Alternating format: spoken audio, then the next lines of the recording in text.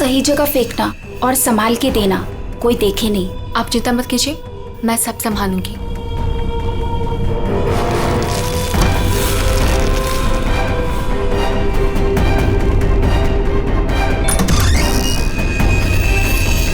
जल्दी दो।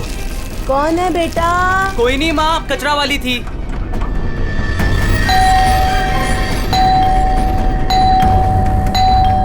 अरे कौन है? कचरा। अरे आ रही हूँ। क्या बैग खराब कर देगी?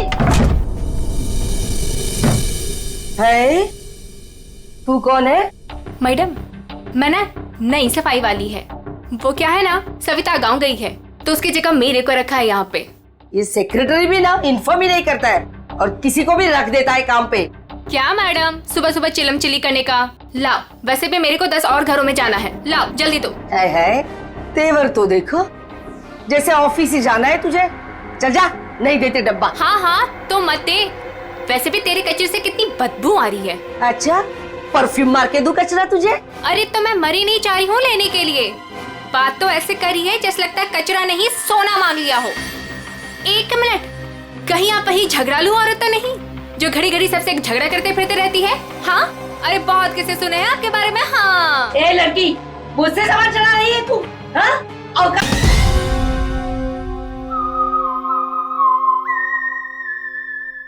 मैं ना नई सफाई वाली कचरा लेने के लिए आई थी। वो सविता ना गांव गई है, उसकी जगह मेरे को रखा है यहाँ पर। मैडम से कचरा क्या मांग लिया? ऐसा लग रहा है कि इसका कचरा बेच करके कोई सोने का महल बना लेगी मैं। बाबा रे बाबा, कितना झगड़ा करती है ये। ओह, तो इसमें कौन सी नई बात है? सबके साथ झगड़ा करना इनकी पुरानी आदत है। आ गई होशियारी झाड़ने। ए सुन, हमारे फटे में टाउन बताना, माइंड योर ओन बिजनेस। चल, देख रहे हो ना कैसे झगड़ा कर रही है ये। वाह वाह, बड़ी आई, माइंड योर ओन बिजनेस। पहले अपने माइंड का इलाज कराओ। सबके नाक में दम करके रखा है अपने रोज के झगड़ों की वजह से। भाभी जी please, I am sorry, I am really sorry. आप अंदर जाइए। शोभा, अंदर जाओ।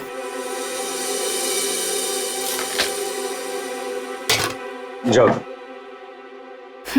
खाली लड़ते रहती है, पता नहीं कैसे हो रही है। आपको बीच में आने के लिए किसने बोला? हाँ, अगर आप बीच में नहीं आते थे ना तो उस रचना की बच्ची को देख लेती थी मैं। मुझे अंदर ले आए सो आए, आपने सॉरी बोला उसे? सॉरी बोला? अरे किससे पूछ के सॉरी बोला? हमेशा से गलत काम करते हो, हमेशा से गलत काम करते रहते हो। हाँ हाँ हाँ, सब हमारी गलती है, हमारी गलती है सब।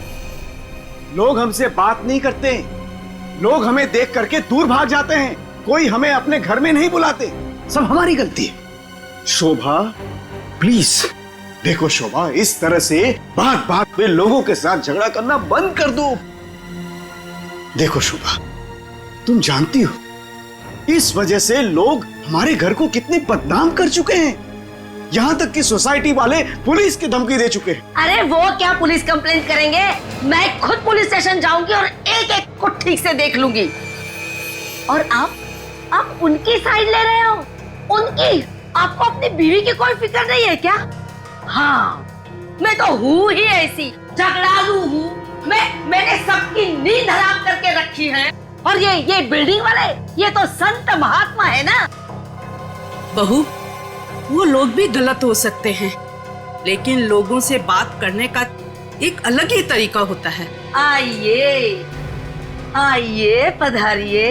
अरे मैं तो वही सोच रही थी कि अब तक आप कैसे नहीं पधारी अपने लाडले की तरफदारी करने के लिए। देखिए माँ जी, एक तो वैसे भी इन्होंने आपको मेरे मत्थे मड़ा है, वो भी मुझसे पूछे बिना। मेहमान बनकर आई हो तो मेहमान बनकर रहो घर में। शोभा, माँ से इस तरह से बात नहीं किया करते। तो आप कहो ना अपनी माँ से कि मुझसे बात ही ना करे। अरे पूरा दिन इनकी सेवा करती रहती हूँ, फिर भी ये सब सुनना पड़ता है। बस मॉम बस, सुबह सुबह दिमाग खराब करके रख दिया है। और अब दादी और डैड से कैसे बात कर रहे हो? क्या ये घर दादी का नहीं है? चुप कर, बदतमीज लड़की। बड़ों के बीच में बात करने से अच्छा है कि तुम अपनी पढ़ाई करो। पर तुम कहाँ पढ़ाई करती हो, पूरा दिन इस मोबाइल और लैपटॉप में घुसी रहती हो। ये किसकी फोटो है? कौन है ये लड़का? तेरा बॉयफ्रेंड तो नहीं है? मॉम, जैसे अभी आपने बताया ना कि मैं आपके मामले में इंटरफेयर ना करूं, वैसे आप मेरे मामले में इंटरफेयर ना करें तो अच्छा होगा। बदतमीज लड़की, मुझसे जबान लड़ा रही है तू। बड़ों से बात करने का तमीज नहीं है तुझे? अगर मुझसे जबान लड़ाई ना तो याद रखना। हाँ, क्या कर लोगे आप? हाँ, क्या कर लोगे? जैसे भैया को इस घर से निकाल दिया वैसे मुझे भी निकाल दोगे? हाँ काव्या! माँ, शोभा! बस बहुत हो गया। ऐसे किसी जवान लड़की से बर्ताव नहीं किया जाता। माँ, तुम्हें मंदिर जाने में देर हो रहा है ना? तो चलो मैं तुम्हें मंदिर छोड़ देता हूँ। काव्या, तुम्हें कॉलेज जाना है ना? चलो मैं तुम्हें ड्रॉप करता हूँ। चलो जल्दी चलो। तुझे तो मैं देख ही लूंगी। बहुत बदतमीज होने लगी है आजकल।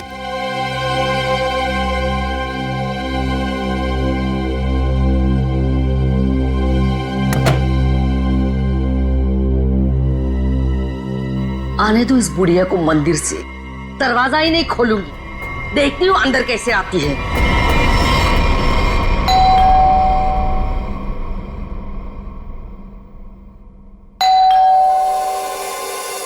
शोभा, दरवाजा क्यों नहीं खोल रही हो?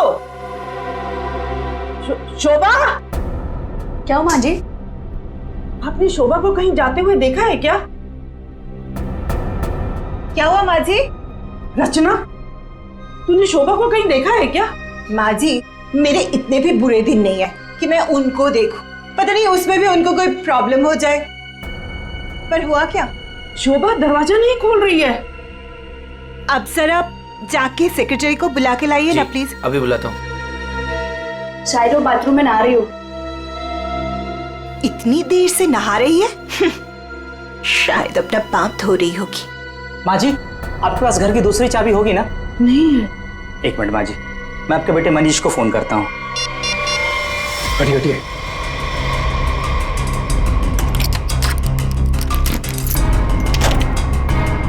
माँ, दरवाजा अंदर से बंद है। अंदर से कैसे बंद है? सर, घाव काफी गहरा है। लगता है किसी भारी चीज से वार किया गया। हो सकता है कोई एक्सीडेंट हो। इनका पैर फिसला और किसी चीज से टकरा के गिर गई। हाँ, एक्सीडेंट हो सकता है। एक काम करो, घर में जितना सारा फर्नीचर है चेक करो, उसके कॉर्नर चेक करो फर्नीचर के, और फिर देखो कहीं पर नुकीली चीज है क्या। शायद उससे टकराई हो। सर,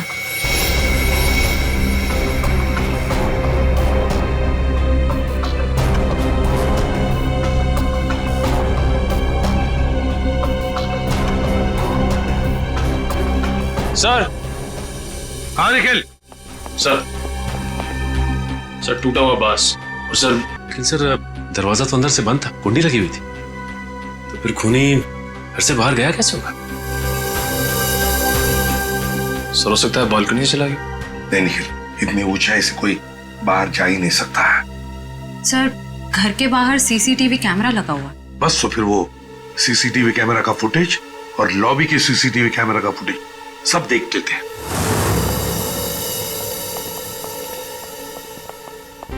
मनीष जी, आज सुबह आप, आपकी माँ और बेटी काव्या जब घर से बाहर गई तब शोभा जिंदा थी, है ना?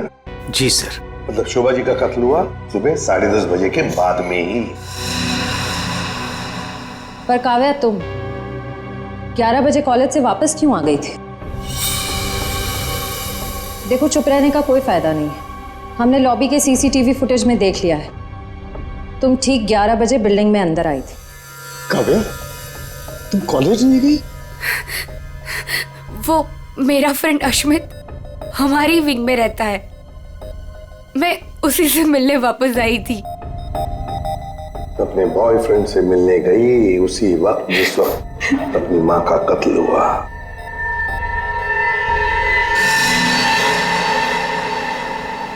तुम कौन हो? मैं रितेश। रितेश, आपका बेटा?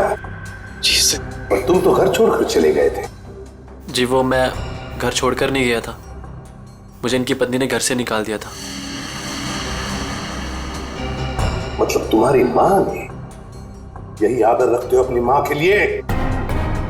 यही संस्कार दिया? जब तुम यहाँ रहते नहीं थे तो किस लिए आए थे यहाँ पर? जी, वो मैं किशोर से मिलने आया था। सर अगर आपने सीसीटीवी फुटेज देखा होगा तो आपने देखा होगा कि मैं अपने डॉग को बाहर घुमाने लेके गया था। क्या बात है किशोर, जब ये रितेश तुम्हारे घर पे तुमसे मिलने आया तो तुम अपने घर से बाहर कुत्ता घुमाने निकल गए? हाँ सर वो हमेशा आता जाता रहता है, पर इसमें प्रॉब्लम क्या है? प्रॉब्लम है शोभा जी का कत्ल हुआ है, समझे? चलो तुम सबकी बातें मान ली, बच्चे बिल्डिंग में आए अपने दोस्तों से मिलने मगर घर नहीं गए। बिल्डिंग के अंदर बाहर लोग आते जाते रहे और शोभा जी के घर के बाहर कोई नहीं आया। काश अगर कोई भी एक भी शोभा जी से मिलने जाता तो शायद आज बेचारी मासूम शोभा बच जाती। सर वो कोई बेचारी औरत नहीं थी, जैसी औरत थी उसके साथ वैसा ही हुआ। क्या मतलब? माफ कीजिएगा मनीष भाई, सोसाइटी की इज्जत का सवाल है। सर शोभा जी का सोसाइटी में किसी के साथ भी बिहेवियर अच्छा नहीं था। आए दिन छोटी छोटी बातों में झगड़ा करती थी। इवन सर आज भी उनका झगड़ा हुआ था। झगड़ा हुआ था? किसके साथ? इनसे, रचना जी से। ओह सर मैं सर मैंने उसको नहीं मारा सर, मैंने तो कभी किसी मच्छर को भी नहीं मारा सर। एसीपी साहब, इन सोसाइटी के सारे लोगों को मैं जानता हूं, इनमें से ऐसा कोई नहीं है जो शोभा को इस तरह से मार सके। अगर शोभा जी का खून तो हुआ है ना, किसी ने तो किया है। अरे तारिका, ये क्या कर रही हो? ऐसा क्या करते हो डॉक्टर साहब ने? करने दीजिए ना सर, कुछ भला करने जा रही है तो उसे टोकना ठीक नहीं है ना सर? नहीं, मैं जानता हूं अच्छी तरह से। जिस दिन मैं वहां पर लाशों की जगह लेटा हुआ होऊंगा ना, तुम लोग सबको मिठाई बांटने वाले हो, जानता हूं मैं तुम्हारे सारे इरादों के गुब्बारों को उड़ने से पहले ही फोड़ करके दम लूंगा, समझे? हमारी वजह से आप बच गए सालू के साथ, वरना तारिका ने तो आपका सर फोड़ ही दिया था। अरे मैं तो सिर्फ इनायत कर रही थी। अच्छा, सालू के साथ का सर फोड़ने का? जी नहीं, इस औरत के सर पे किस चीज से बहुत जोर से मारा गया है जिससे इसकी मौत हो गई, ये पता लगाने के लिए। देख सालुंखे, किस चीज से मारा ये तो हमें पता है, यही मर्डर वेपन है। हाँ, इस पे तो हमें इनका खून भी मिला था जो उस वक्त तक सूखा भी नहीं था। ये लो, बहुत बढ़िया। हाँ? जो भी वहां पर मिला उस पर भरोसा करके आगे सीधे आना, कमाल है, बिना अपना दिमाग लड़ाए। तारिका, कई बार मैं सोचता हूँ अगर हम नहीं होते तो इन लोगों का बेचारों का होता क्या है? ये बात हमें क्राइम सीन पर मिला है। अगर इससे नहीं मारा गया तो फिर इस पर खून कहां से आ गया? क्या अपने आप चल के आ गया है? ये मैं नहीं जानता हूँ, लेकिन हाँ ये मैं जरूर जानता हूँ कि ये मर्डर वेपन नहीं। डॉक्टर साहब, आप इतने कॉन्फिडेंस के साथ कैसे कह सकते हैं? हाँ, अब आए पॉइंट पर। तो सुनो, इस औरत की मौत हुई है खोपड़ी की हड्डी टूट जाने की वजह से, पर हड्डी टूटी नहीं, चकनाचूर हो गई। और ऐसा तभी हो सकता है जब जबरदस्त तरीके से इस पर वार किया गया, बहुत ज्यादा इंपैक्ट की जरूरत होती है। और इस वार से कितनी भी जोर से क्यों ना मारा गया, हड्डी इस तरह से चकनाचूर नहीं हो सकती। अगर इनका खून इस वास से नहीं हुआ है तो फिर किस चीज से हुआ है? बहुत भारी चीज से इसके सर पे वार किया गया है। बहुत भारी चीज से? तो मेरे सालुंखे, हमें वहां क्राइम सीन पर इसके अलावा और कोई भारी चीज नहीं मिली, समझे? दया, इसके पास और कोई जवाब नहीं है, हमारा टाइम बर्बाद कर रहा है। चलो। एक मिनट, मैं टाइम बर्बाद कर रहा हूँ? हाँ। मैं डॉक्टर सालू के तुम लोगों का टाइम बर्बाद कर रहा है? हाँ। ठीक है, तो मैं खुद वहां क्राइम स्पॉट पे जाकर के ये थ्योरी प्रूव करके दिखाऊंगा बॉस, तब पता लगेगा कौन टाइम बर्बाद कर रहा है, मैं या तुम खुद अपना टाइम बर्बाद करो। तारिका, मेरे बैग। अरे बैग दो ना तुम यार, मैं बताता हूँ इन्हें कौन टाइम बर्बाद कर रहा है। Fast, quick. सब अभी बता दो, मैं टाइम बर्बाद कर रहा हूँ। सालू के साथ तो कोयले के इंजन की तरह धुआं उड़ाते हुए चले गए, गुस्सा हो गए क्या? हाँ, तुम्हारी वजह से। अब आएगा मजा।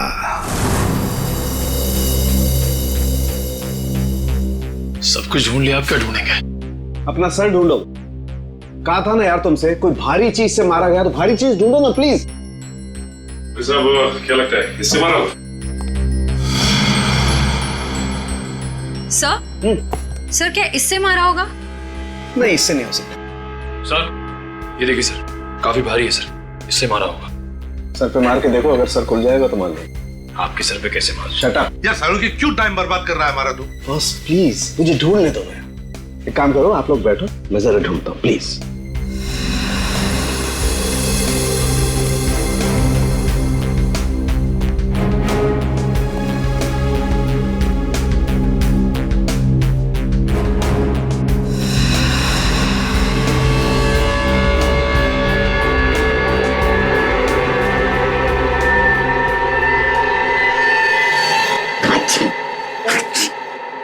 पूरी दुनिया में सर्दी फैलाएगा।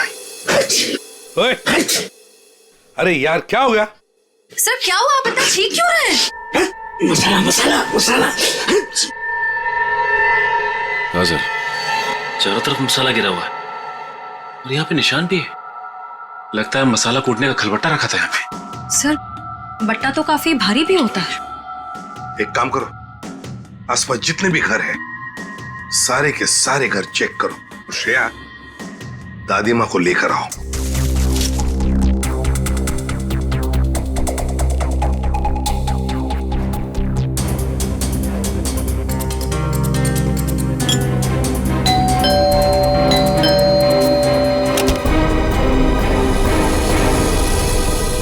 आप लोग? हमें आपके घर की तलाशी लेनी है। लेकिन खून तो वहां हुआ है, आपको यहाँ क्या मिलेगा? देखिए, आपकी बिल्डिंग में खून हुआ है। क्या आप चाहती हैं कि एक और खून हो जाए? प्लीज हमें अपना काम करने दीजिए।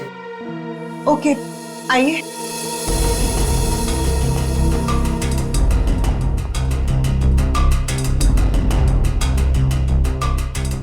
शोभा भी ना मरने के बाद भी मेरी पीछा नहीं छोड़ेगी।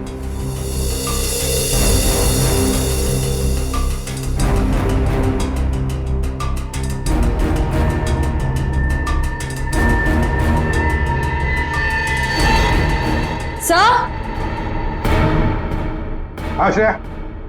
सर ये देखिए। सर ये तो हमारी है। नहीं नहीं, ये तो हमारा है। आंटी जी को कोई गलतफहमी हो रहा है। सर इसके नीचे शोभा का नाम लिखा हुआ है। शोभा? तो क्या आपने इन्हें ये दिया था? नहीं सर, आज सुबह तक तो ये हमारे पास ही था। तो फिर यहाँ कैसे? जरा चेक कर लिया।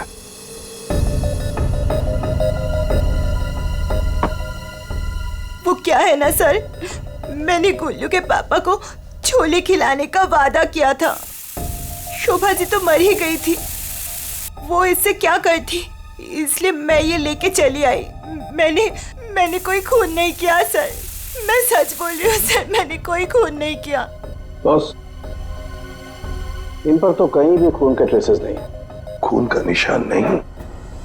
मतलब ये मर्डर वेपन नहीं है? मुझे लगता है शोभा ही हमें बताएगी कि उसका खून कैसे हुआ है और किसने किया।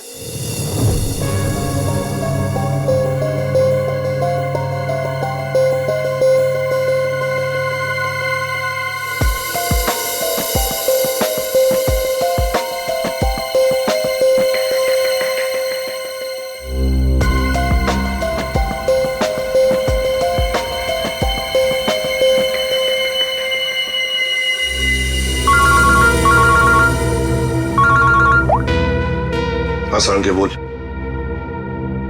अच्छा, गेरू मिट्टी।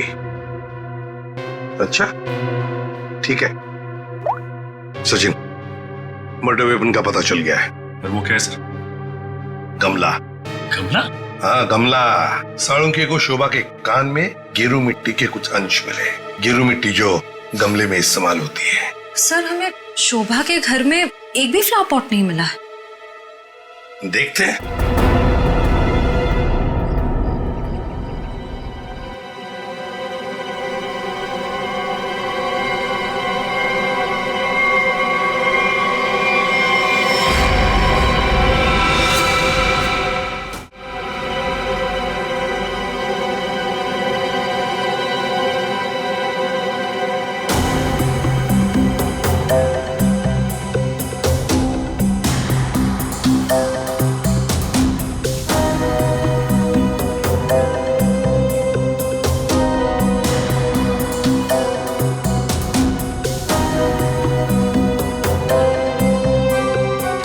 गमला यहीं पर गिरा है।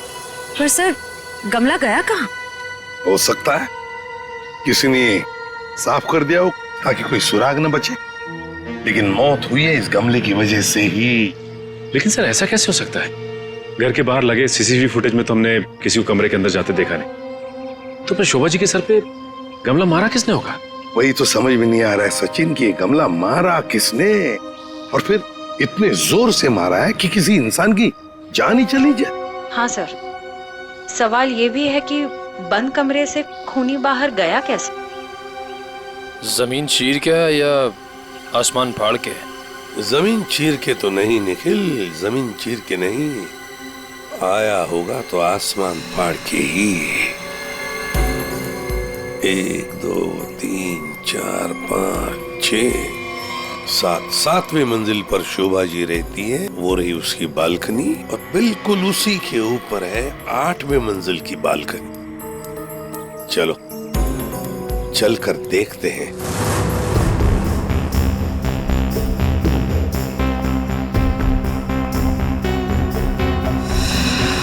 सर, आश्रया, सर ये देखिए स्टैंड जैसा कुछ है। स्टैंड जैसा तो है।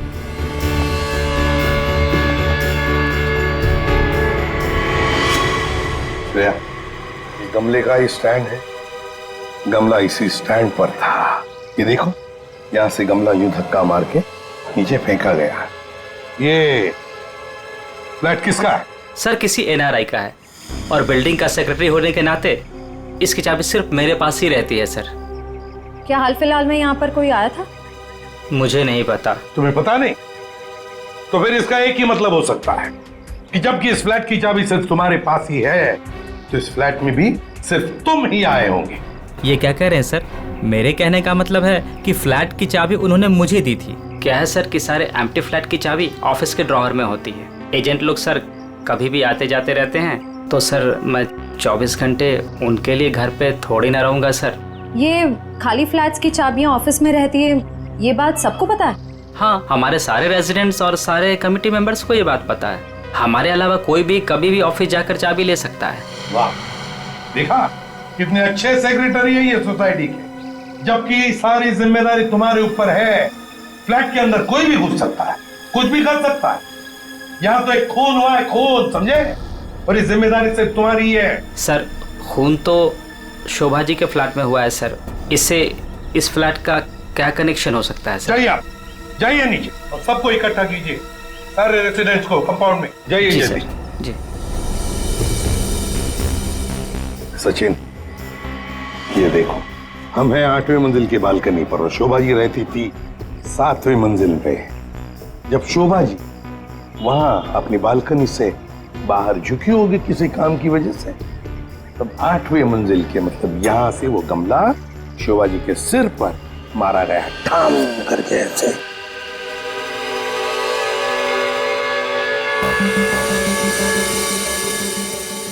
भगवान का लाख लाख शुक्र है, वरना आज तो मसाला कूटने के चक्कर में मेरी कुटाई हो जाती उन सीआईडी वालों के हाथों। इसीलिए छोले को मारो गोली, ये लौकी खिला दूंगी गुल्लू के पापा को।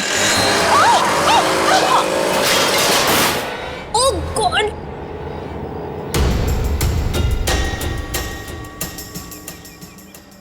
ये क्या किया? आज तो शायद लौकी भी नसीब में नहीं है। एक्सक्यूज मी, हाँ गलती आपकी है। एक तो आप मेरे बीचों बीच आ गई, उल्टा आप मुझे सुना रही हैं।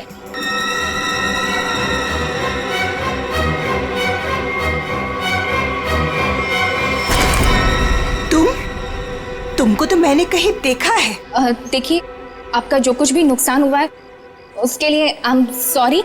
मैं थोड़ी जल्दी में हूँ। रुक रुक, तुम वही सफाई करने वाली हो ना? रुक, अरे रुक, छोड़ मेरे हाथ। तेरी वजह से वो शोभा मेरे ऊपर राशन पानी लेके चढ़ गई थी। कौन शोभा? कैसा राशन पानी? मैं कुछ भी नहीं जानती। Excuse me. अरे स्क्वीज तो तेरी आज मैं करूंगी। तेरे जाने के बाद ही शोभा का कत्ल हुआ था। क्या? चल मेरे साथ सीआईडी के पास चल। चल चल। हमें उस चीज का पता चल गया है जिससे शोभा जी का खून हुआ है। एसीपी साहब, क्या आप मुझे बता सकते हैं वो कौन सी चीज है जिससे मेरी पत्नी का खून हुआ? Flower pot. Flower pot? जी हाँ, फ्लावर पॉट। बिल्डिंग के 8वें मंजिल पर जो फ्लैट बंद पड़ा है उसके बालकनी के ऊपर रखा गया था ये फ्लावर पॉट और ऊपर से शोभा जी के सिर पर मारा गया। Flower pot. किसने किया ये सब? मुझे नाम बताइए जिसने मेरे परिवार को हमसे छीन लिया। बताइए एसीपी साहब, कौन है वो? ये तो कहना पड़ेगा कि बड़ा चालाक खूनी है ये, बहुत अच्छी तरह से प्लानिंग की थी, लेकिन भूल गया कि कोई भी कातिल कितना भी चाहे चालाक क्यों ना हो, कोई ना कोई गलती तो कर ही जाता है। जानना चाहते हो कौन है वो खूनी? आप में से ही कोई है, आप में से। ये सफाई करने वाली है। आज सुबह जब शोभा का खून हुआ था उससे पहले मैंने इसको बात करते हुए देखा था। अभी भेस बदलकर भाग रही थी। देखिए, मुझे नहीं पता कि ये औरत कब से क्या बकवास किए जा रही है। मैं तो यहाँ पर पहली बार आई हूँ। मेरा हाथ छोड़ो ना। मैं सच बोल रही हूँ, मैंने इससे झगड़ा करते हुए देखा था। मुझे तो लगता है यही खूनी है सर। क्या बकवास किए जा रही हो तुम? हम पता लगा लेंगे। जरा देखिए इस लड़की को और बताइए, क्या आप में से किसी ने इसको देखा है आज सुबह? हाँ सर, मैंने देखा इस लड़की को। सर, ये वही लड़की है जो आज सुबह में शोभा जी के साथ लड़ रही थी। रुक, कहाँ भाग रही है?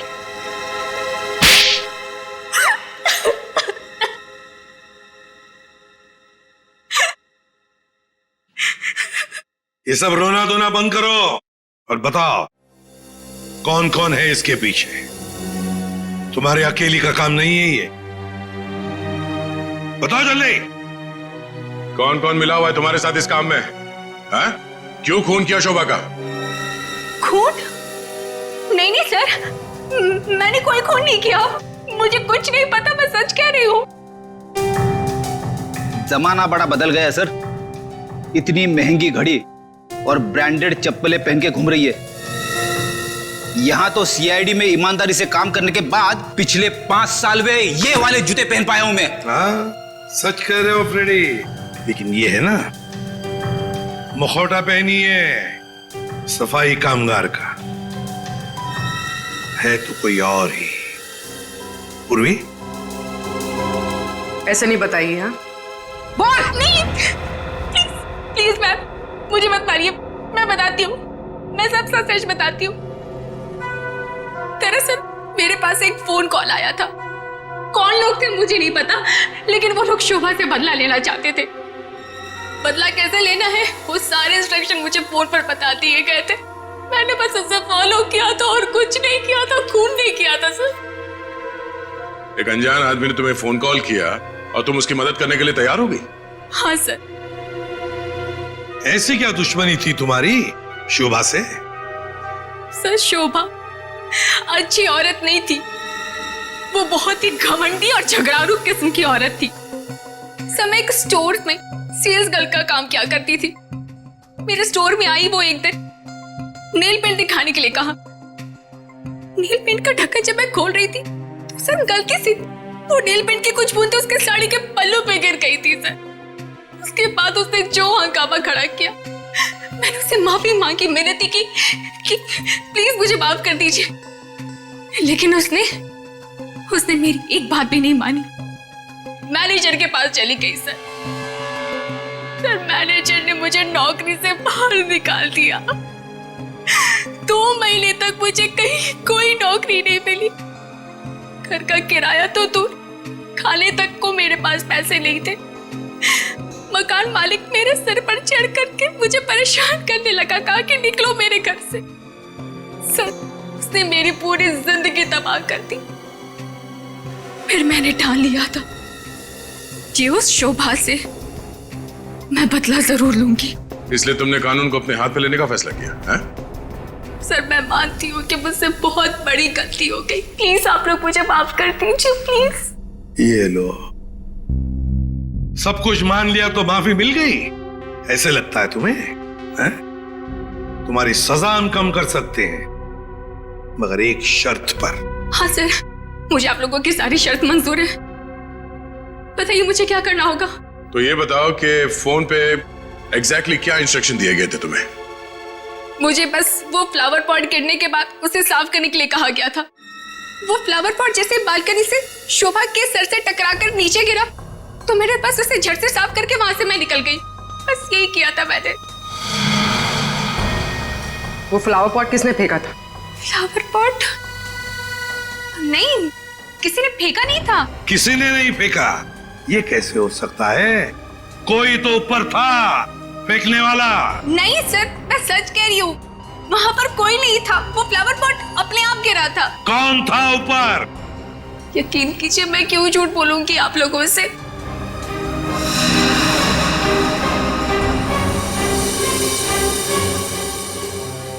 निखिल, पता लगा किसका फोन आया था शीला को इंस्ट्रक्शंस देने के लिए? बताया सर। टूटे हुए फ्लावर पॉट के टुकड़े अच्छी तरह से देखो।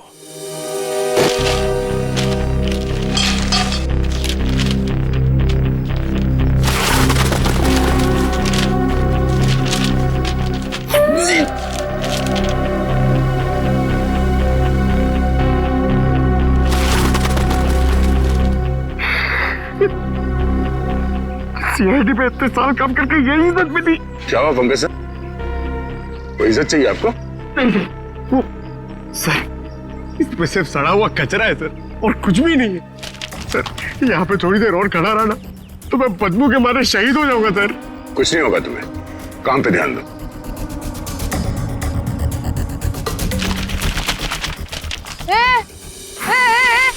ये क्या कर रहे हो? ये मेरा इलाका है, यहाँ मैं किसी और को कब्जा जमाने नहीं दूंगी। अरे कौन कब्जा करना चाहता है? मेरा बस चले तो मैं खुद यहाँ से सलट लूं। तो फिर मेरे इलाके में कचरा चुनकर ये मेरे पेट में लात क्यों मार रहे हो? अरे मेरी माँ, आपके पेट पे कोई लात नहीं मार रहा है, मैं खुद यहाँ पे अपनी नौकरी बचा रहा हूँ। देखो, तुम लोग जाओ यहाँ से, ये मेरा इलाका है, मैं किसी और को कचरा चुनने नहीं दूंगी। जाओ जाओ। हम लोग सीआईडी से हैं और इस कचरे में सुराग ढूंढ रहे हैं। हाँ? सीआईडी? रुक रुक, देखो जरा, चलो। सर, हाँ, सर पे पैर रख के भाग गई सर। आपको थोड़ा सॉफ्ट रहना चाहिए, आपको देख के डर के भाग गई सर। वो टाइम नहीं ना, वो कचरा।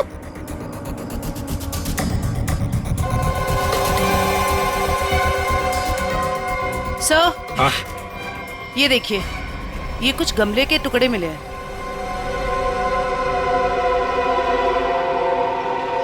अच्छा, खून लगा हुआ है। हाँ दया, लगता है ये वही फ्लावर प्लॉट है जिससे खून हुआ है। अब ये खून शोभा का है या नहीं, ये तो फोरेंसिक लैब से ही पता चल जाएगा। लेकिन और भी तो कुछ होना चाहिए यहाँ पर, और कुछ होना चाहिए। देखो जरा, अच्छी तरह से देखो दोबारा। सर बाकी तो हमने हर जगह देख लिया सर, और ऐसा कुछ मिला नहीं। जो देखो तो सही। यहाँ मैंने कुछ नहीं किया साहब, मैं निर्दोष हूँ साहब, मैं निर्दोष हूँ। कुछ नहीं किया तो हमें देख के भागी क्यों? वो साहब, बिरजू कह रहा था कि जब भी पुलिस वाले देखो ना तो अपनी जान बचाओ और भागो, पता नहीं फिर कब मुसीबत में फंस जाए। एक मिनट, देखो, किसी भी मुसीबत में नहीं फंसोगे तुम। इतना बताओ, क्या सुबह तुमने यहाँ से कुछ कचरा उठाया था? हाँ? घबराओ मत, उठाया था कचरा?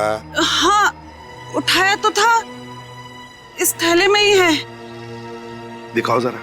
नहीं नहीं, मैं नहीं दूंगी, ये मेरी रोजी रोटी है साहब। अरे हमें उसका भजिया नहीं तलना है, हमें सिर्फ ये देखना है कि उसके अंदर क्या है।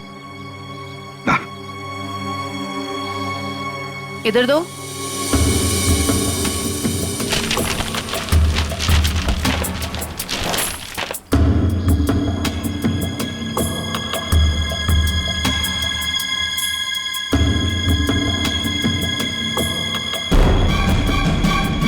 खिलौने का बॉक्स है सर, एड्रेस भी लिखा हुआ है। ओह, तो ये है खूनी।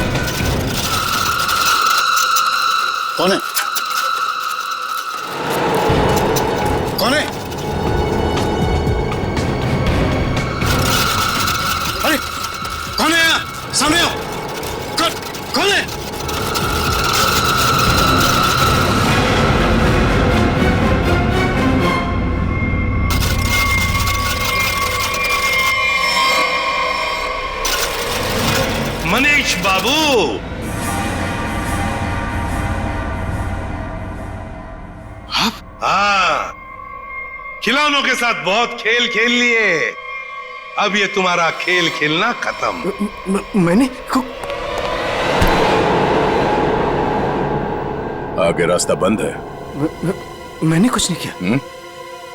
अब ये बता, शोभा को क्यों मारा तुमने? मैंने नहीं मारा, मैंने नहीं मारा।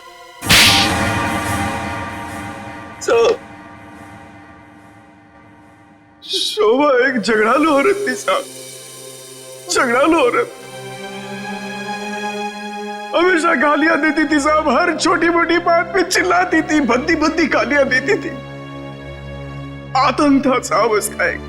हम सबको वो मेंटली टॉर्चर दे रही थी साहब, लेकिन फिर भी हम सब ने सहा, हर बात को सहा साहब। जब तक ये बात घर के चार दीवारी तक थी तब तक तो ठीक था, लेकिन धीरे धीरे ये बात साहब घर के चार दीवारी से बाहर निकल के मोहल्ले तक फैल गया। आए दिन लोग पड़ोसी हमारे पास आते थे कंप्लेन लेकर के, शोभा ने किसी का झगड़ा किया, मारपीट किया। तंग आ चुके थे साहब, हम लोग तंग आ चुके थे। फिर भी हमने शोभा को समझाने की कोशिश की, मगर वो नहीं समझती थी, नहीं समझती थी साहब। हमने तो थक के छोड़ दिया था ये सोचना कि उसे समझाना रोकना हमारे लिए मुमकिन ही नहीं है साहब। बस सिर्फ इसी वजह से तुम लोगों ने उसकी जान ले ली? तो और क्या करता, और क्या करता साहब, बताइए आप मुझे। सोसाइटी वालों ने उसे तंग आकर के हमें नोटिस दिया घर खाली करने के लिए। अगर हम घर खाली नहीं करते इस सूरत में वो हमें पुलिस की धमकी दी। अगर ऐसा था तो डिवोर्स दे देते उसे मारने की क्या जरूरत थी? उसकी भी कोशिश की थी साहब, मैंने, मगर उसने मुझे धमकी दी थी कि अगर मैंने उसे डिवोर्स दिया तो वो मुझे कोर्ट में घसीट के ले जाएगी। मेरे ऊपर डोमेस्टिक वायलेंस का इल्जाम लगाकर वो मेरे ऊपर केस करने वाली थी साहब। मैं मजबूर था, कुछ नहीं कर पाया साहब। रितेश, शोभा तो तुम्हारी माँ थी ना? सर, माँ का प्यार इस दुनिया में सबसे बड़ा प्यार होता है सर, पर वो तो सिर्फ अपने आप से प्यार करती थी सर। उसकी जरूरतें, उसका घमंड सिर्फ उसके लिए ही था सर। इस वजह से जब उसे मेरे और मेरी गर्लफ्रेंड वानी के बारे में पता चला तो उसने इंसल्ट करके मुझे घर से बाहर निकाल दिया सर। और इसलिए जिस माँ ने तुम्हें जन्म दिया उसे ही मौत की नींद सुला दी तुमने, सिर्फ अपने खुशियों के लिए। हा? एक दिन रितेश मेरे पास आया एक सुझाव लेकर। उसने कहा कि पापा, अगर हमारी जिंदगी में शांति और चैन चाहिए तो शोभा की जिंदगी खत्म करनी होगी। और इसके लिए तुमने अपने पड़ोसी किशोर और नवीन की मदद ली, जो शोभा के दुश्मन थे उसके बर्ताव की वजह से। हा? सिर्फ इनको ही नहीं दया, इन्होंने बाकी सारे लोगों से भी कांटेक्ट किया जिनका कोई ना कोई झगड़ा था शोभा के साथ। उन सबको अपने प्लान में शामिल कर लिया, शोभा को मारने के प्लान में। शीला के बारे में तुम्हें कैसे पता चला? काव्या ने मुझे बताया। उसने शीला और शोभा के झगड़े के बारे में, क्योंकि काव्या शोभा के साथ ही स्टोर में गई थी। तो तुम्हारे इस प्लान को अंजाम देने के लिए कोई बाहर वाला चाहिए था, और ये शीला इस काम के लिए एकदम परफेक्ट थी। और इसे शोभा से बदला लेना था, इसलिए ये भी मान गई। है? वैसे सारी प्लानिंग की कैसे तुम लोगों ने, बताओ जरा। नवीन ने ऑनलाइन पर ट्रॉली बुक की थी। डिलीवरी होने के बाद वो ट्रॉली और रिमोट वाणी को दिया था। वाणी पेशे से इंजीनियर है साहब। वो ट्रॉली और गमले को किस तरह से रखना है इसकी प्लानिंग उसने नहीं की थी। और फिर वो ट्रॉली और रिमोट लाके किशोर को दे दिया। और फिर काव्या और रितेश ने मिलकर वो गमले और ट्रॉली को ऊपर बैल्कनी में सेट कर दिया। तुम्हें कैसे पता चला कि ये शोभा बालकनी में किस वक्त आने वाली, कितने बजे? साहब, हर रोज सुबह 10 बजे एक भाजी वाला ठेला लेकर के हमारे बिल्डिंग के नीचे आता है,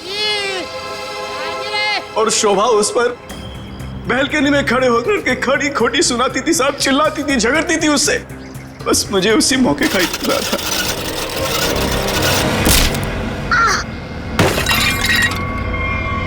और फिर मैंने मां को फोन किया।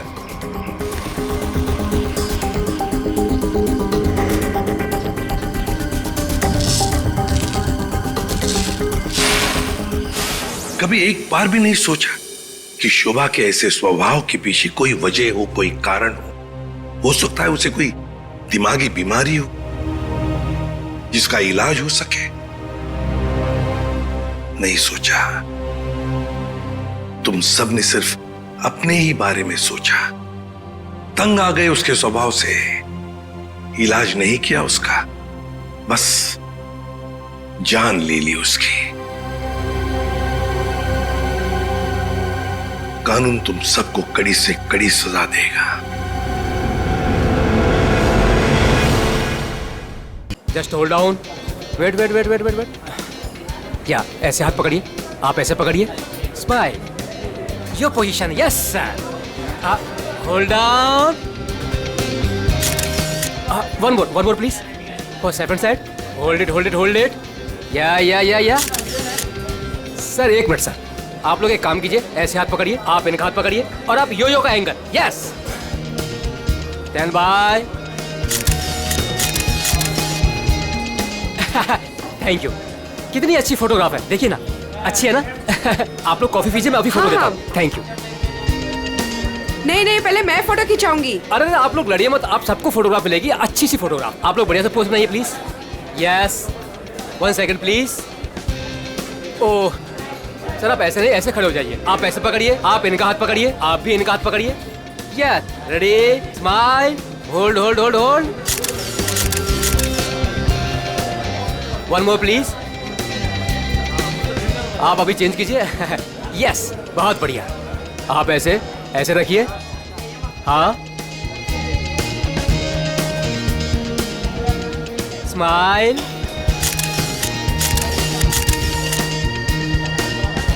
Thank you. आप लोग स्नैक्स लीजिए, मैं अभी फोटो देता हूँ। Thank you sir.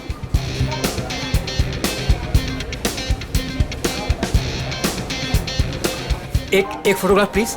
Yes, thank you.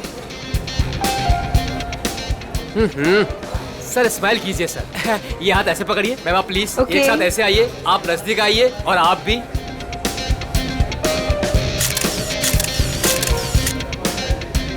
One more please, wait, thank you. 30 minute में पहुंच जाएगा। Okay, have a great day, bye. मैंने इस फोटोग्राफर को मना किया था यहाँ पर आने के लिए, फिर से आ गया ये।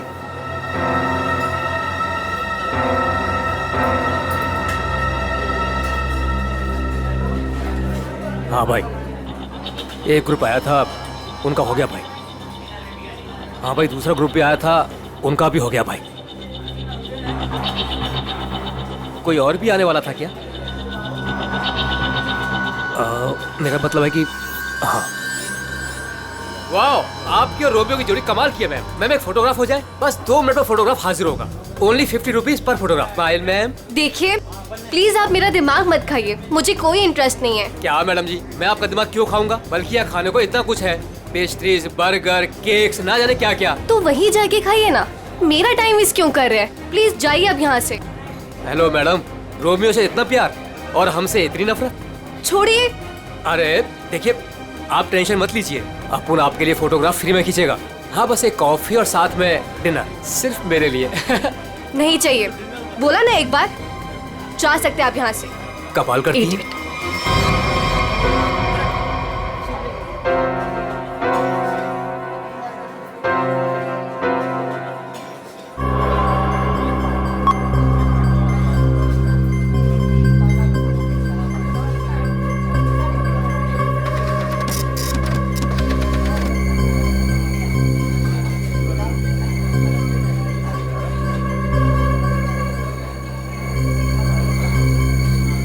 मैडम जी, आपने अभी कुछ कहा?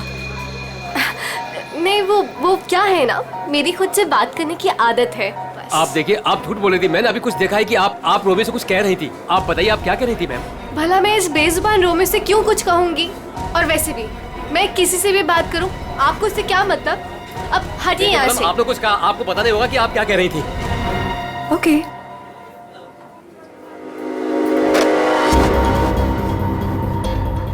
बनी बनी बनी, यस मैडम। देख वो देख, इस फोटोग्राफर को मैंने मना किया था यहाँ पर आने से। एक तो मेरी रेस्टोरेंट के सामने अपनी दुकान खोल ली और आज देख वो उस लड़की को छेड़ रहा है। इसे अभी निकाल के बाहर कर। मैडम आप चिंता मत कीजिए, आज इसे मैं ठीक कर ही देता हूँ। रुक, मैं भी आती हूँ। जल्दी बोलिए।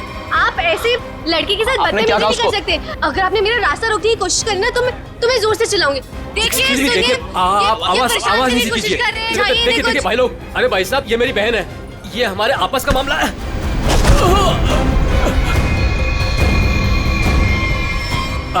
अब देखिए भाई साहब, मेरी कोई गलती नहीं है, हमारा आपस का मामला है और कोई बात नहीं है। हाँ बहन जी आप लोग जाइए, बस कोई दिक्कत नहीं है। क्यों बेटा, उस लड़की ने तेरे कान में क्या कहा था? बेटा सच सच बोल दे वरना भाई को बता दूंगा। जल्दी बोल। दूर हट, तुझसे बात कर रहा हूँ। दूर हट।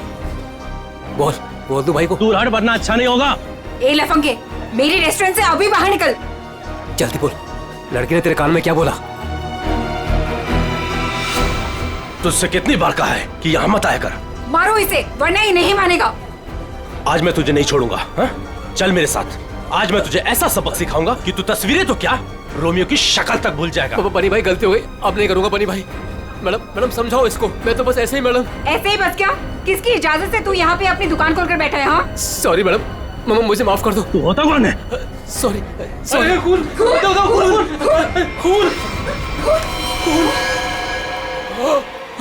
बनी बनी पकड़ो इसे, भाग रही है।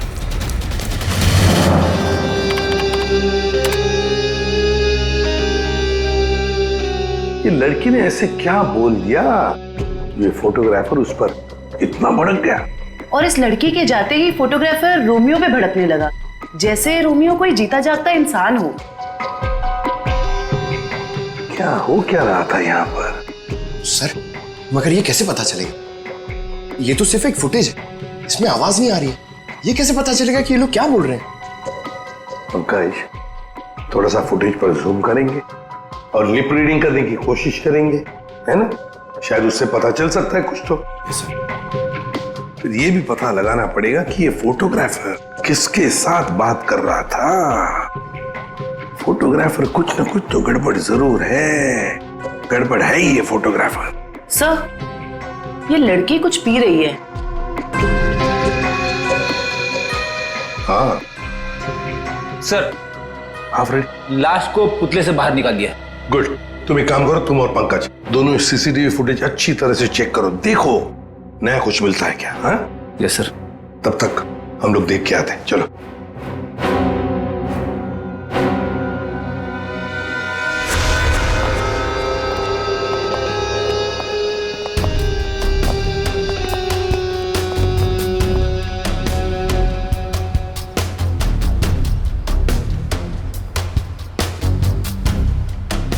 ये देखिए सर, इस वाले हाथ में और इस वाले हाथ में यहाँ पे कुछ इंजेक्ट किया गया है।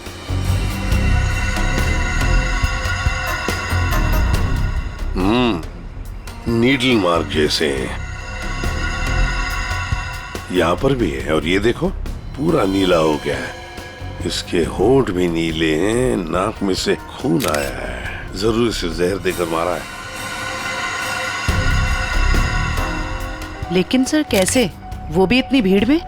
वही तो, किसने किसने किया ये? और फिर इस आइसक्रीम कोन के अंदर आया कहां से?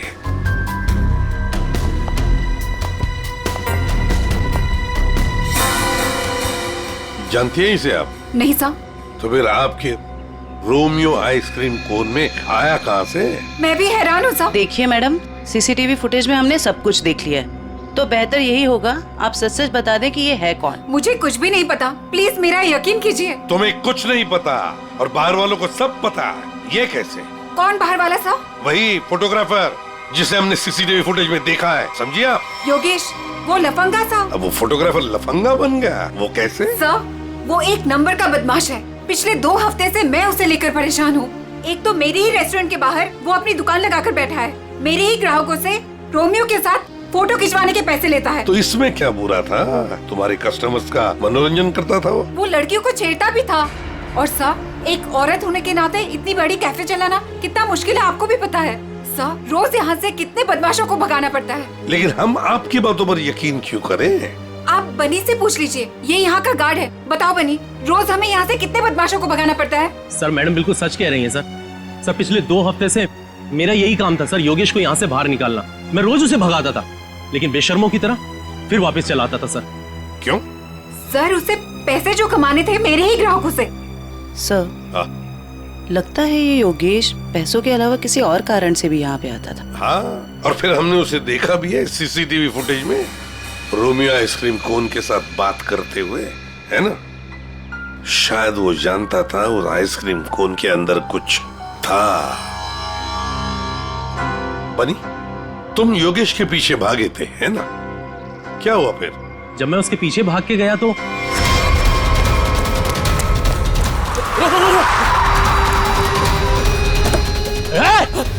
जल्दी। तुम गाड़ी के बारे में कुछ बता सकते हो? किस रंग की गाड़ी थी, क्या नंबर था, क्या मॉडल था? गाड़ी बहुत बड़ी थी और सर जीप जैसी। और हाँ सर, गाड़ी लाल रंग की थी, लेकिन सर नंबर शायद उस गाड़ी में नहीं था। लाल रंग की गाड़ी, जीप जैसी। सर, कहीं ये गाड़ी जेजे सीरीज की तो नहीं थी? क्योंकि लाल रंग का मॉडल तो सिर्फ जेजे सीरीज में होता है। लाल रंग का मॉडल, जेजे सीरीज, वही ना? वो पुरानी गाड़ी जिसे ये ऑटोमोबाइल डिजाइनर नहीं बना देता। Yes sir. क्या नाम है उस डिजाइनर का? सर राजू नाम है उसका। राजू? सर वो एक ही मैकेनिक है जो ऐसी गाड़ियां बदल के उसकी मरम्मत करके उसको नहीं करता है।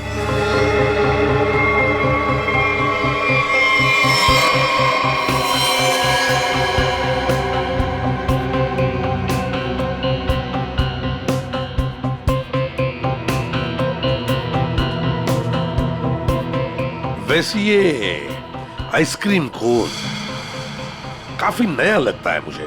3 महीने पहले ही लिया था। 3 महीने पहले लिया था और फिर भी इतना नया? वो कैसे? रोमियो को हम सिर्फ 2 घंटे के लिए बाहर रखते थे सर। कितने बजे से? सर 3 से 5 के बीच में, और यही टाइम था जब कस्टमर ज्यादा आते थे सर। और बहुत ही जल्दी रोमियो सारे ग्राहकों का चहेता बन गया था सर। कम समय में चहेता बन गया था। वैसे रोमियो के पेट के अंदर काफी जगह है किसी इंसान को अंदर सोने के लिए। और ये देखिए सर, इसके इस वाले हाथ में यहाँ पे ये छेद भी है। ये क्या?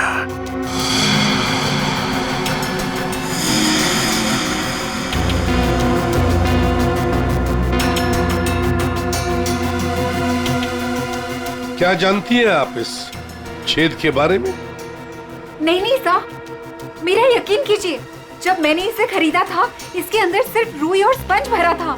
कुछ नहीं पता। सर मैडम बिल्कुल सच कह रही हैं सर। आप वकील हैं इनके या गार्ड है? वैसे ये पपेट कहाँ से खरीदा था? सर, सुरेश पपेट वाले से।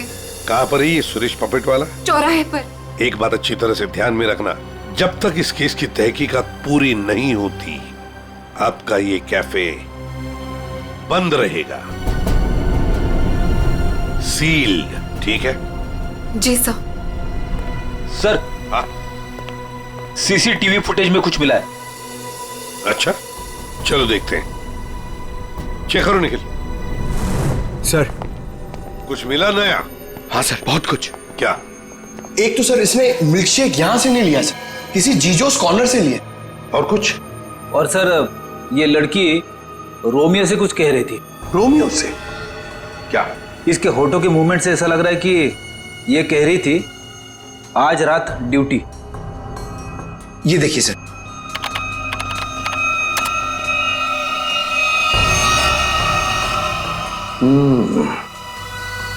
रात ड्यूटी कहीं ऐसा तो नहीं कि ये दोनों रात को मिलने की बात कर रहे थे? लेकिन इससे एक बात तो पक्की है कि ये लड़की और रोमियो एक दूसरे को जानते हैं। सर मतलब ये लड़की रोमियो को मिलने यहाँ पे आई थी, लेकिन सर ये ड्यूटी का क्या चक्कर हो सकता है? ये तो लड़की बता सकती है। वो झगड़े वाला फुटेज दिखाओ। ये सर। हो क्या रहा है इन दोनों के बीच में? कुछ पता चला ये क्या कह रहे थे? ये दोनों क्या कह रहे हैं ये तो समझ में नहीं आ रहा सर। ये फोटोग्राफर का कुछ पता चला? किसके साथ बात कर रहा था, क्या बात कर रहा था? कुछ समझ में नहीं आ रहा सर। इसने अपने हाथों से मुंह ढक के रखा है। ये देखिए सर। और सर ये भी समझ में नहीं आ रहा कि ये रोमियो से क्या कह रहा था। हो सकता है ये लाल गाड़ी वाले के साथ बात कर रहा हो। वरना इतनी जल्दी वो गाड़ी उसे वहां से लेके कैसे चली गई? ये लाल गाड़ी वाला आसपास ही कहीं खड़ा होगा, कहीं आसपास ही। पता लगाना पड़ेगा ये लाल गाड़ी है किसकी, और ये बताएगा हमें वो ऑटोमोबाइल डिजाइनर राजू। और फिर इस लड़की के बारे में भी पता लगाना पड़ेगा जीजोस कॉर्नर से। Excuse me. अरे सीआईडी दया सर, एसीपी साहब, आप लोग यहाँ क्या लेंगे सर? कुछ चाय कॉफी? चाय कॉफी तो नहीं, हम ये मिल्कशेक के बारे में कुछ जानने आए हैं। मिल्कशेक के बारे में? निखिल, इस लड़की को जानते हैं? जी सर, ये तो पल्लवी मैडम है। वो हमारे यहाँ रोज आती है दिनेश के साथ। क्या बताऊँ सर, क्या जोड़ी है उनकी। वो दोनों यहाँ पे रोज आते हैं और घंटों तक बैठे रहते हैं, एक दूसरे की आंखों में आंखें डाले। तुम इसे जानते हो? ये तो दिनेश है। दिनेश मर गया? एक बात बताओ, दिनेश और पल्लवी हर रोज यहाँ मिलते थे? जी सर, पर पिछले 2 हफ्ते से सिर्फ 1 ही घंटे के लिए आते थे, 5:30 से 6:30। क्यों? पल्लवी मैडम को नई नई नौकरी मिली थी ना, कहीं नाइट शिफ्ट में जाती थी। अच्छा, ये पल्लवी मैडम कहाँ पे काम करती है, कुछ मालूम है? नहीं सर, वो तो नहीं मालूम। कोई नंबर वगैरह तो नहीं होगा आपके पास? नहीं, नंबर भी नहीं है मेरे पास। कुछ नहीं मालूम। शाम को 3 और 5 बजे के बीच रोमियो स्नैक्स में रोमियो आइसक्रीम कोन को 2 घंटे के लिए बाहर रखा जाता था। कहीं ये दिनेश उस आइसक्रीम कोन के अंदर खड़ा तो नहीं रहता था 2 घंटे के लिए 5 बजे तक, और फिर 5:30 बजे यहाँ आके पल्लवी से मिलता था। और सर, ये योगेश पिछले 2 हफ्तों से रोमियो स्नैक्स में आता था। कहीं ऐसा तो नहीं कि पिछले 2 हफ्ते में इन तीनों का मतलब योगेश, दिनेश और पल्लवी की आपस में कोई जान पहचान हुई हो? बिल्कुल हो सकता है। और फिर योगेश और पल्लवी दोनों जानते थे कि दिनेश उस आइसक्रीम कोन के अंदर खड़ा रहता है। और इसीलिए इन दोनों के बीच में झगड़ा हुआ, क्योंकि योगेश को शक होने लगा था कि पल्लवी सब कुछ जानती है। सबसे बड़ी अजीब बात यह है दया, वो जो रीमा है ना, उस रोमियो स्नैक्स की मालकिन, उसने तो बताया था ये रोमियो आइसक्रीम कोन पूरा फोम और स्पंज से बना हुआ है, उसमें तो कोई हो ही नहीं सकता है, आदमी तो छोड़ो कुछ भी नहीं। और फिर भी दिनेश उसमें था, दिनेश की लाश भी वहां से मिली। समझ में नहीं आ रहा था दिनेश ऐसी कौन सी नौकरी कर रहा था, ये 2 घंटे की ऐसी क्या मजबूरी थी? सर, कहीं ऐसा तो नहीं कि ये दोनों एक ही नौकरी कर रहे थे? ये दिनेश दिन में नौकरी करता था और पल्लवी रात को? पता लगाना पड़ेगा दया, ये पल्लवी किसकी और कौन सी नौकरी करती थी रात को।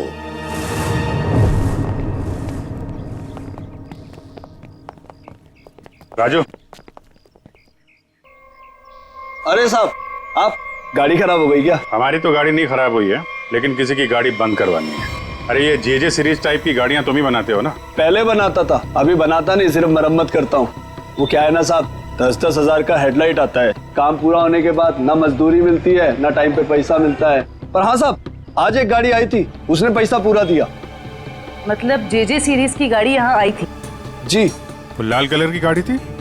जी साहब, वो कुछ हेडलाइट का प्रॉब्लम था, मैंने तो मना किया साहब, लेकिन वो पीछे ही पड़ गए मेरे। सर, कहीं ये योगेश तो नहीं? ये था वो? हाँ, यही तो था वो। इसके साथ में कोई और भी था? हाँ साहब, एक ड्राइवर था। दिखने में कैसा था? साहब मैंने उसका चेहरा नहीं देखा। गाड़ी के हेडलाइट बना रहे थे और ड्राइवर को देखा नहीं? साहब मैं सच बोल रहा हूँ, बड़ा अजीब ड्राइवर था। 1 मिनट को भी गाड़ी से नहीं उतरा साहब। गाड़ी का सारा शीशा काला था। अब बताओ कोई देखे भी तो कैसे देखे? अरे कुछ तो देखा होगा भाई। साहब उसने काले रंग की टोपी पहनी थी और आंखों पे काले रंग का चश्मा भी पहना था और मुंह काले कपड़े से ढका हुआ था।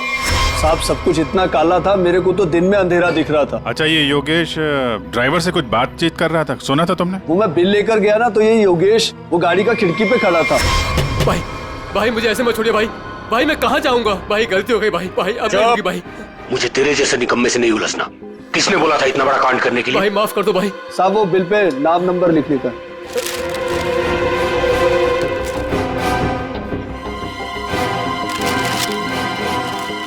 ये ले भाई। भाई माफ कर दो भाई। भाई मुझे मत छोड़ो भाई। बोला ना निकाल भाई। और फिर साहब ड्राइवर ने मेरे मुंह पर ढेर सारा पैसा फेंका और चला गया।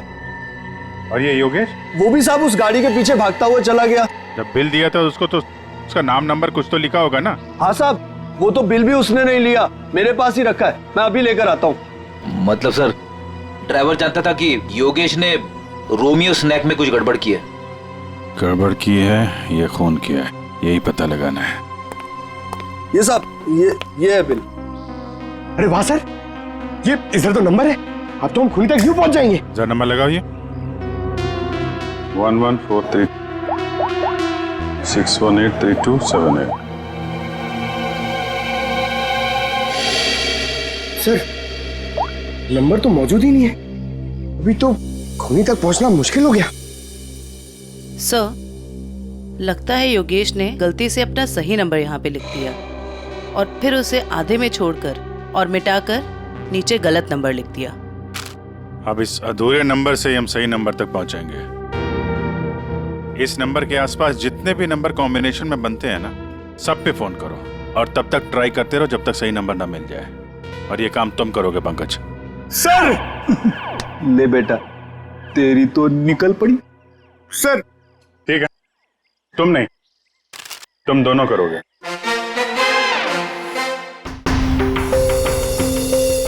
आप लिया तारीखा? हाँ सर। कितना है? 3 इंच। गुड। अब एक काम करो, दिनेश के हाथ में जो पाउडर मिला था ना, उसे जरा चेक करो। हाँ।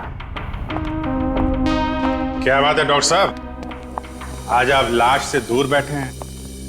क्या इस पुतले ने आपका भी दिल जीत लिया है क्या? भाई साहब, रोमियो ने दिल जीता है या नहीं जीता है तो पता नहीं है, लेकिन आप लोगों ने जरूर सालुके को खरीद लिया। मन में आया जब नचा लिया, मन में आया जब बिठा दिया। अरे कैसी बात कर रहे हैं डॉक्टर साहब, नाचते तो हम आपके इशारों पे हैं। नहीं, मुझे नचाने का कोई शौक नहीं है। मुझे यहाँ पर आपको हकीकत बताने का शौक है बस। हाँ, तो बताइए आज की हकीकत क्या है? आज की हकीकत ये है कि ये दिनेश एक जबरदस्त ड्रग एडिक्ट था। नशीली दवाइयों का सेवन किया करता और उसी नशीली दवाई की वजह से इसकी मौत हो गई। ये देखो, इसके हाथ में वो दवाइयों का एक इंजेक्शन है और इसे कहते हैं एमऑर्फिक। सर कैसे? मतलब इसने अपने आप को इंजेक्शन दिया या किसी और ने दिया? किसी और नहीं दिया होगा जयवंती, वरना जिस तरीके से ये रोमियो के पुतले में बैठा था, अपने आप इंजेक्शन लगाना तो जरा मुश्किल दिख रहा है। क्यों सर? बिल्कुल ठीक है। इस दिनेश की मौत हुई है 4 बजे और उसे एमऑर्फिक नाम के ड्रग का इंजेक्शन दिया गया है 3 से 3:15 बजे के बीच। मतलब जब ये रोमियो का पुतला बाहर रखा जाता था लोगों के मनोरंजन के लिए 3 से 5 बजे के बीच। सर ऐसा कैसे हो सकता है? पूरे सीसीटीवी फुटेज में कहीं भी किसी के हाथ में इंजेक्शन नहीं दिखा और ना ही किसी ने इसे इंजेक्शन देने की कोशिश की। सारुके साहब, कहीं ऐसा तो नहीं कि आपसे कुछ? नहीं, मुझसे कभी कोई गलती नहीं होती है। मुझे दोबारा चेक करने की कोई जरूरत नहीं है, समझे? आज तक हुआ है कभी ऐसा? नहीं, वो क्या है? नहीं, सीडी हम लाए थे एक्चुअली। रखो अपने पास। तो रखो। ठीक है, आप चेक कर लीजिएगा तारिका जी, फुर्सत मिले तो। अरे इसमें गुस्सा करने की क्या बात है सारुके साहब, आगे बताइए आप। आ गए। ये रोमियो, इसके अंदर की तरफ सिर्फ दिनेश के फिंगरप्रिंट्स हैं, लेकिन इसके बाहर की तरफ बहुत सारे लोगों के फिंगरप्रिंट्स हैं। सर वो इसलिए कि रोमियो स्नैक्स में जो भी ग्राहक आते हैं वो रोमियो के साथ में तस्वीरें खिंचवाते हैं। और इन्हीं फिंगरप्रिंट्स में एक फिंगरप्रिंट्स होगा हमारे उस खूनी का। और खास तौर पर वो फिंगरप्रिंट्स चेक करो जिन्होंने 3 से 3:15 बजे के बीच इसके साथ फोटोग्राफ खिंचवाए। करेक्ट। और ये जो होल है ये 3 बाई 3 इंच का है। अब इस 3 बाई 3 इंच के होल से इस केस का क्या लेने देना? तारिका तुम समझाओ यार इसे, तुम समझाओ। हाँ, आप ही समझा दीजिए तारिका जी, समझा दीजिए आप। जी बात यह है कि दिनेश के राइट हैंड पे से हमें ड्रग्स के कुछ ट्रेसेस मिले, तो इससे हम ये अंदाजा लगा सकते हैं कि जरूर इस छेद के जरिए किसी ने इसके हाथों पे से ड्रग लिए होंगे या दिए होंगे। तो कहीं वो पल्लवी इसे ड्रग देने तो नहीं आई थी? हो सकता है ये पल्लवी ड्रग्स का बिजनेस करती हो। सर लेकिन पल्लवी का कोई क्रिमिनल रिकॉर्ड नहीं है। रिकॉर्ड हो या ना हो, लेकिन इस पल्लवी को ढूंढना बहुत जरूरी है। हो सकता है ये दोनों इस ड्रग के धंधे में शामिल हो, और हमें ये पता लगाना है कि ये दिनेश रोमियो के अंदर कर क्या रहा था और उसे ये इंजेक्शन दिया किसने।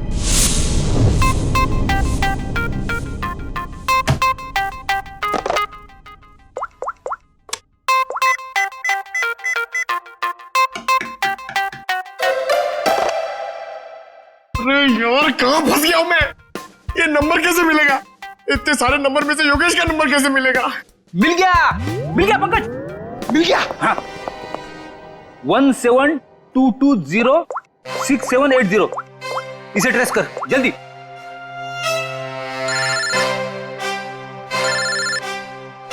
यहाँ पे किसका फोन बज रहा है? ये आपका फोन बज रहा है। रेडी सर, काम के टाइम में मेरे साथ मजाक मत करो प्लीज। पंकज कुछ भी बोलता है। अरे हाँ, ये तो मेरा ही नंबर है।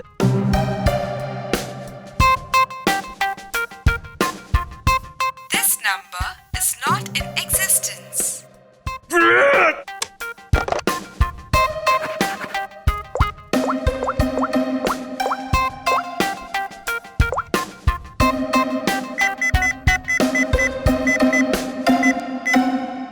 फोन उठा जल्दी जल्दी जल्दी।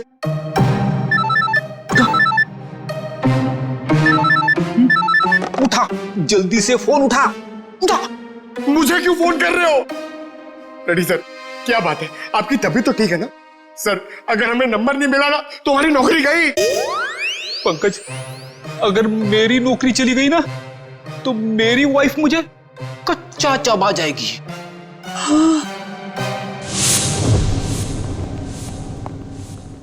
सुरेश तो दिख नहीं रहा है।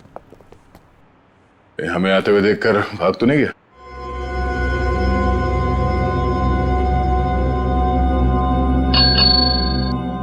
नमस्ते, ये बैल बजाना बंद कीजिए। सुरेश जी सो रहे हैं। जगाओ सुरेश जी को। भला क्यों? आप लोग कौन हो? उसे जल्दी उठा, वरना अलार्म की ऐसी घंटी बजाऊंगी ना, जिंदगी भर के लिए सोना भूल जाएगा वो। बोल उसे सीआईडी से आए हैं। सीआईडी?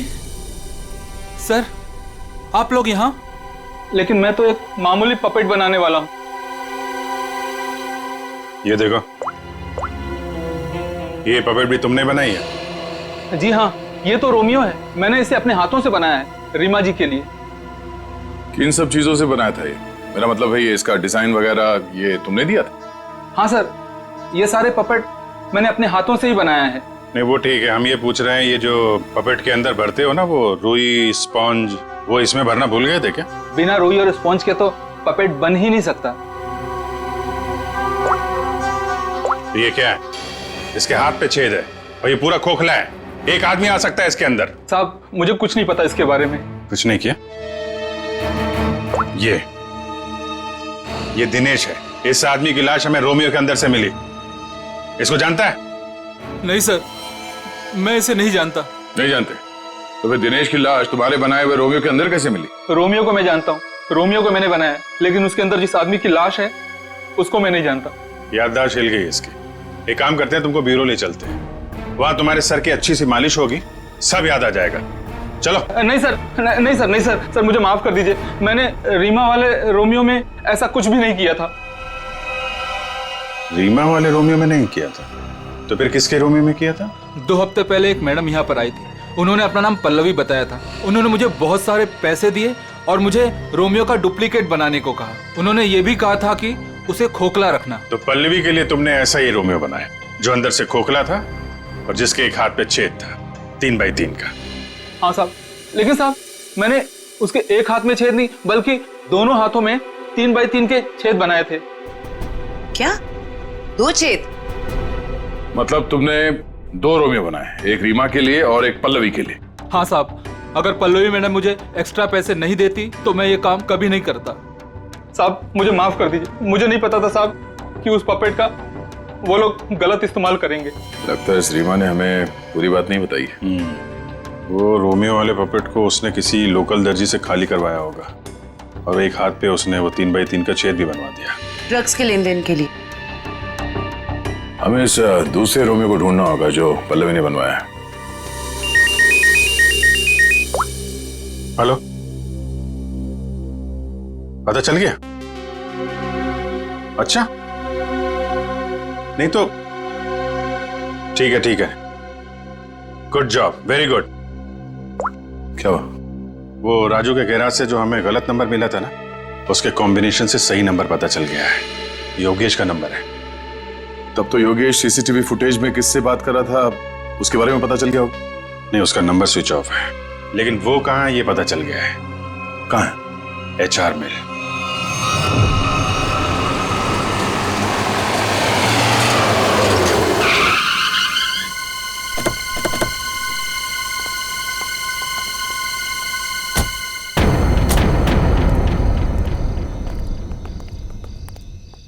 अभिजीत, ये तो वही JJ सीरीज वाली गाड़ी है जिसमें योगेश भागा था।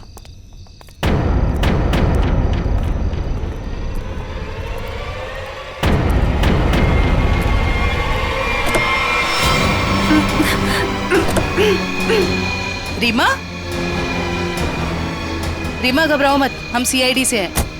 आओ, आराम से बाहर आओ। बाहर निकल। आओ, घबराओ मत, आराम से बाहर आओ। आराम से, घबराओ मत।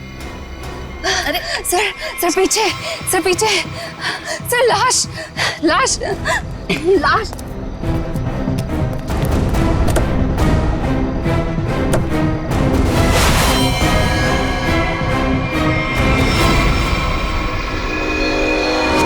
योगेश ये मर चुका है। रोमियो, इसमें भी लाश है।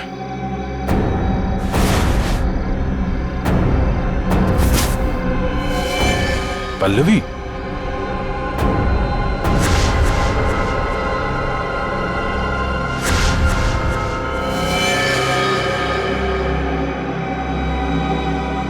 हम लोग सही थे। ये लड़की इस रोमियो के अंदर बैठ के ड्रग्स बेचने का काम कर रही थी। होठ भी नीले हैं, नाखून भी नीला और ये हाथ पे सुई का निशान। बिल्कुल दिनेश की तरह मारा गया इसको। मयूर, बॉडीज को फोरेंसिक लैब भेज दो। सर, आप कुछ बता सकती हैं कैसे हुआ ये सब? सर, मैं क्या बताऊं, मुझे तो किसी ने किडनैप करके यहाँ गाड़ी पे लाके छोड़ दिया। आपने तो उसे देखा नहीं होगा क्योंकि आपकी आंखों पे तो पट्टी बंधी हुई थी। जी सर। आपको तो ये भी नहीं पता होगा कि इन दोनों को मारा किसने। सर, जैसे ही गाड़ी यहाँ पर आकर रुकी, मैंने बाहर गोली चलने की आवाज सुनी और पीछे गाड़ी का दरवाजा खोलने की आवाज सुनी। फिर किसी ने भारी सामान रखा बाहर, तो मुझे लगा गोली चली है, इसका मतलब लाश ही होगी।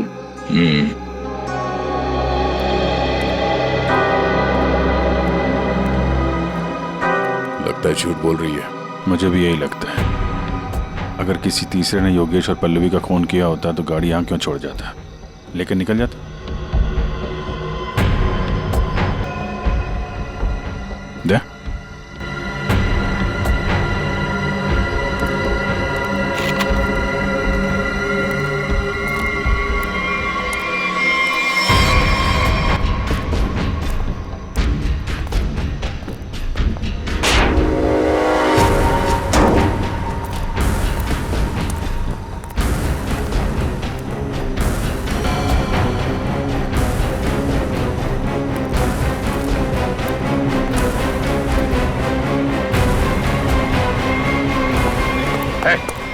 कौन है?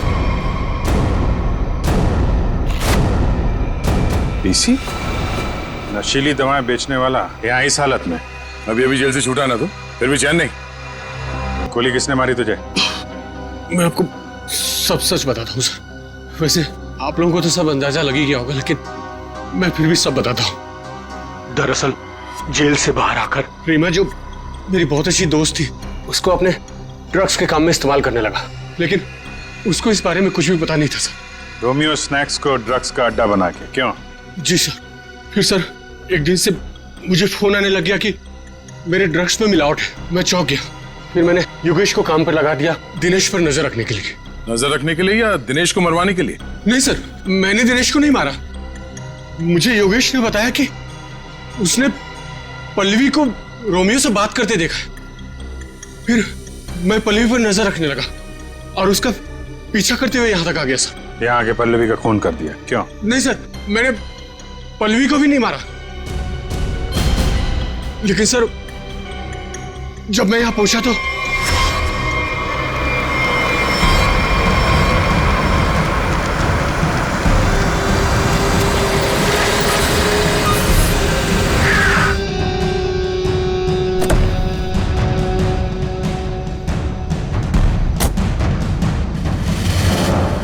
मैं पल्लवी को ढूंढने गया और जब लौटा तो देखता हूं कि मेरी गाड़ी की बैक सीट में रोमियो पड़ा है।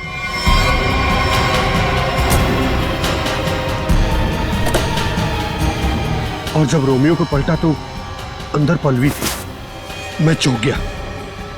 पल्लवी? भाई भाई मुझे मत छोड़िए भाई, मैं मर जाऊंगा भाई। भाई मेरा क्या होगा भाई? भाई भाई भाई अब नहीं होगा भाई।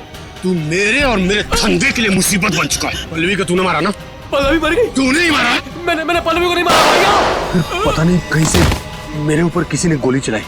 फिर आपकी गाड़ी देखकर मैं यहाँ आकर छुप गया। गोली किसने चलाई तुम पे?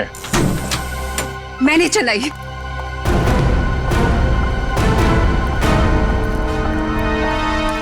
मैंने चलाई थी गोली। अच्छा, आपके हाथ तो बंधे हुए थे? खुद बांधे थे ना। हमारी गाड़ी को आते देख अपने हाथ बांध लिए और आंखों में पट्टी बांध ली। क्यों? जी सर, आप ठीक कह रहे हैं, लेकिन आपको कैसे पता? जिस तरह आसानी से तुम्हारे हाथ की रस्सी खुल गई, पता चल गया। लेकिन तुमने ऐसा क्यों किया? पीसी की जगह ड्रग्स का धंधा करना चाहती थी तुम, इसलिए दिनेश और पल्लवी को रास्ते से हटा दिया। क्यों? नहीं सर, मैंने पल्लवी और दिनेश को नहीं मारा। मुझे घिन आती है सिर्फ पीसी और इसके धंधे से। मेरी दुश्मनी सिर्फ पीसी के साथ है, क्योंकि इसने मेरा इस्तेमाल किया, इसीलिए मैं इसे मारना चाहती थी। तुम्हें पता कैसे चला कि पीसी तुम्हारा इस्तेमाल कर रहा है? जिस दिन मैंने दिनेश की लाश रोमियो के अंदर देखी, उसी दिन मुझे शक हो गया था कि इसने अपने गंदे कारनामे फिर से शुरू कर दिए। आपने हमें इस पीसी के बारे में क्यों नहीं बताया? क्योंकि मैं पीसी से प्यार करती थी सर, लेकिन इसने मुझे धोखा दिया और इसीलिए मैं अपना बदला खुद ही लेना चाहती थी। लेकिन मैं पीसी को किसी गलत इल्जाम में फंसता हुआ नहीं देख सकती सर, चाहे वो मेरे साथ कुछ भी करे। दिनेश और पल्लवी का खून इन लोगों ने नहीं किया तो फिर किसने किया है? खूनी कौन है? हाँ साड़ू के साहब।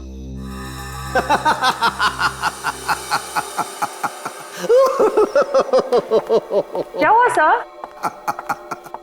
क्या बताऊं तारिका, क्या हुआ? सर आप कब से हंसे जा रहे हैं? ऐसे क्या देख लिया आपने जो ऐसे हंस रहे हैं आप? अरे मैंने अभिजीत का उतरा हुआ चेहरा देख लिया है। मैं कभी गलत हो ही नहीं सकता था। आने दो कैसा चेहरा उतरता है उसका। मालूम था मेरे को, एक नए दिन साड़ू के साहब पागल हो ही जाएंगे।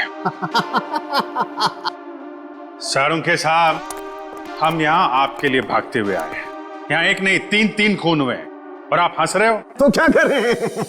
हंसे नहीं तो क्या करें भाई? मैंने कुछ ऐसा देख लिया है कि हंसी आ रही है। तुम्हें बताना चाहता हूँ। देखो देखो देखो,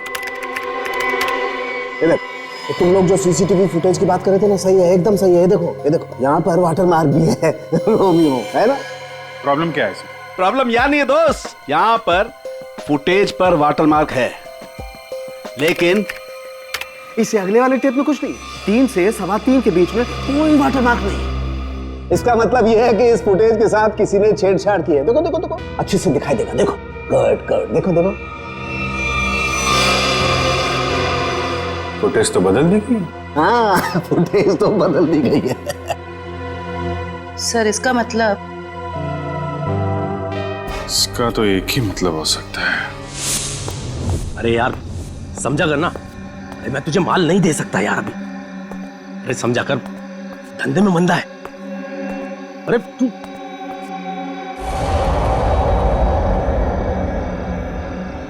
ये वहां कौन है? सुन, मैं तुझसे बाद में बात करता हूं।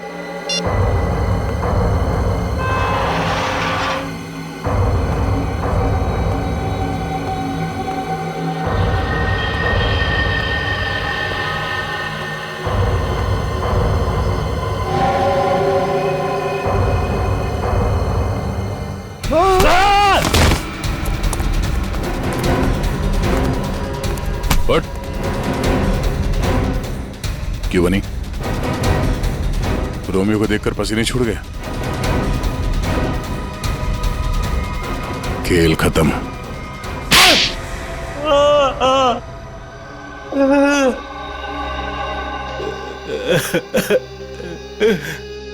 सर 3 महीने पहले यहाँ नौकरी ज्वाइन की, तभी मुझे शक हो गया था कि यहाँ जरूर कोई घोटाला है। एक दिन जब मैं रोमियो को रेस्टोरेंट के बाहर रखवा रहा था, उस दिन मुझे लगा कि रोमियो सच में बहुत भारी है। उस दिन से मैंने रोमियो पर नजर रखनी शुरू कर दी और मेरा शक सच हो। रोमियो के जरिए यहाँ ड्रग्स का धंधा हो रहा था। और मुझे बाद में यह भी पता चला कि रीमा मैडम को इसके बारे में बिल्कुल भी भनक नहीं। तब मैंने सोचा कि पैसा कमाने का इससे अच्छा मौका नहीं है। एक दिन मैंने स्टोर रूम के बाहर दिनेश को रोमियो के अंदर से निकलते हुए देखा। बता, किसके लिए काम करता है? और दिनेश से पता चला कि वो पीसी के लिए काम करता था, ग्राहकों को ड्रग्स पहुंचाने का काम करता था। और फिर तुमने उसे अपने लिए भी काम करने के लिए कहा है ना? हाँ सर, लेकिन दिनेश ने पहले मुझे अपनी दोस्त पल्लवी से बात करने के लिए कहा। ये लीजिए, बात करिए। और उसके बाद मैंने दिनेश के माल में मिलावट करनी शुरू कर दी और रोमियो का दूसरा पपेट बनवाकर पल्लवी को उसमें खड़ा करके दुकान के पीछे 2 घंटे नाइट शिफ्ट करने को कहा। तो दिनेश को क्यों मारा? वो योगेश जब दुकान के बाहर तस्वीरों के बहाने रोज आने लगा तो मैं डर गया था। मुझे लगा कि मेरी मिलावट के बारे में पीसी को पता चल गया है, इसलिए मैंने दिनेश को मार दिया और सारे सीसीटीवी फुटेज बदल दिए। और पल्लवी, उसे कैसे मारा? मुझे पता चल गया था कि पीसी पल्लवी पर नजर रख रहा है। मैंने पल्लवी को चौकन्ना होने को कहा और उसके बाद पल्लवी को एचआर मिल्स में बुलाया, वो भी अकेले। और मुझे पता था कि पीसी वहां पर जरूर आएगा, लेकिन उससे पहले मैं वहां पहुंच गया और पल्लवी को मार दिया और पल्लवी की लाश को पीसी की ही गाड़ी में डाल दिया ताकि शक पीसी पर हो। वाह रे वाह, सिक्योरिटी गार्ड! तुम तो एक सिक्योरिटी गार्ड थे, रक्षा करने वाले। मगर क्या किया तुम? खून पे खून किए, 3 खून। अगर फांसी से भी कड़ी सजा होती ना तो भी तुम्हारे लिए कम होती। अब सड़ते बैठना जेल की सलाखों के पीछे, फांसी का